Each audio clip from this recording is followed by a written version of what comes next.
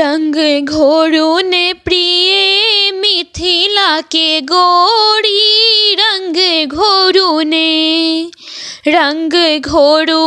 प्रिय मिथिला के गोरी रंग घोरुने हो रंग घोरुने प्रिय मिथिला के गोरी रंग घोरुने मिथिला के कुल रीति एहन थिक मिथिला के कुल रीति एहन थिक खेलत फागु सब जोड़ी हो खेलत फागु सब जोड़ी रंग घोरुने प्रिय मिथिला के गोरी रंग घोरुने प्रिय मिथिला के गोरी रंग घोरुने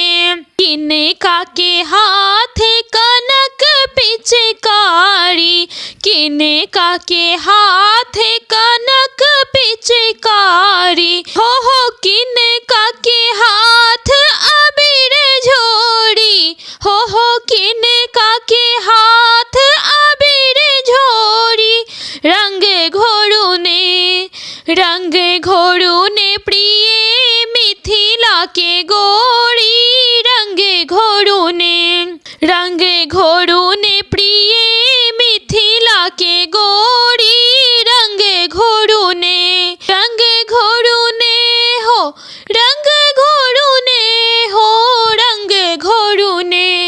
रंग घोरुने प्रिय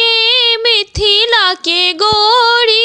रंग घोरुने राम जी के हाथ कनक पिचकारी राम जी के हाथ कनक पिचकारी हो सखियन हाथ अबीर झोरी हो सखियन हाथ अबीर झोरी रंग घोरुने प्रिय मिथिला के गोरी रंग घोरुने प्रिय मिथिला के गोरी रंग घोरुने खेलत फागु रंग रस मातल खेलत फागु रंग रस मातल खेलत फागु रंग रस मातल हो मिलते गले एक एक टोली हो मिलत गले एक एक टोली रंग घोरुने प्रिय मिथिला के गोरी रंग घोरुने हो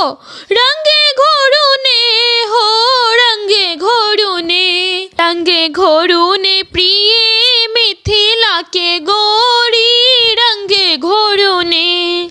रंग घोरुने